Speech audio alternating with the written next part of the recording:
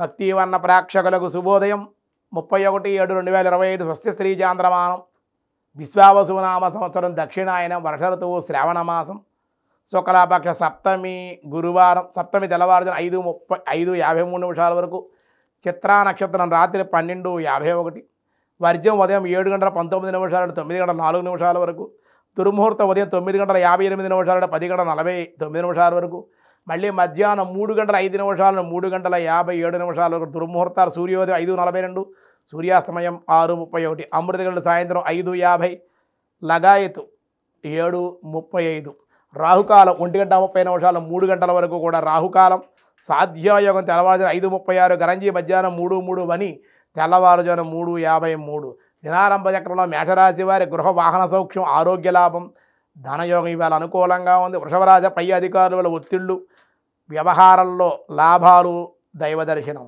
మిథున రాశి వారి ధనవృద్ధి శత్రుజయము విశేష అనుకూలతలు. కర్కాటక రాశి వారికి దేవాలయ దర్శనాలు ఆరాధనలు చేయుట కుటుంబానందం. సింహరాశి వారి బంధుమిత్రుల కలయిక రుణములు తీర్చుట ఆనందం అనుకోని ధనలాభం.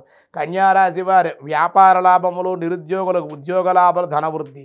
తులారాశి వారి దైవ దర్శనము అలాగే మొక్కుబడులు తీర్చుట అనుకూలతలు ఆనందము. వృశ్చిక రాశి వారి ప్రయాణ లాభాలు రుణములు చేయుట కుటుంబంలో స్వల్పంగా అశాంతికి గురి అయ్యే అవకాశాలు. ధనుసు రాశి వారి నూతన ఉద్యోగ అవకాశాలు విశేష బదిలీలు ధనవృద్ధి కార్యజయము.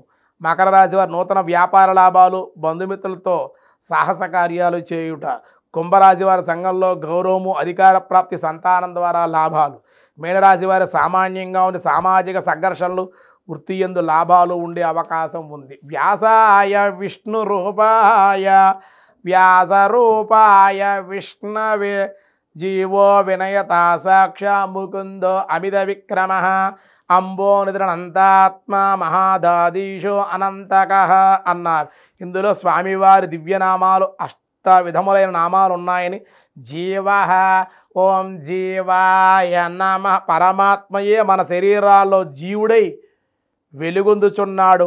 మాయావసరైన కర్మబద్ధులై కర్తృత్వంతో కృత్యములు అనుభవించుచూ ఉన్న జీవుడు వాస్తవంగా పరబ్రహ్మయ్య అగుట చేత జీవశబ్దమగును.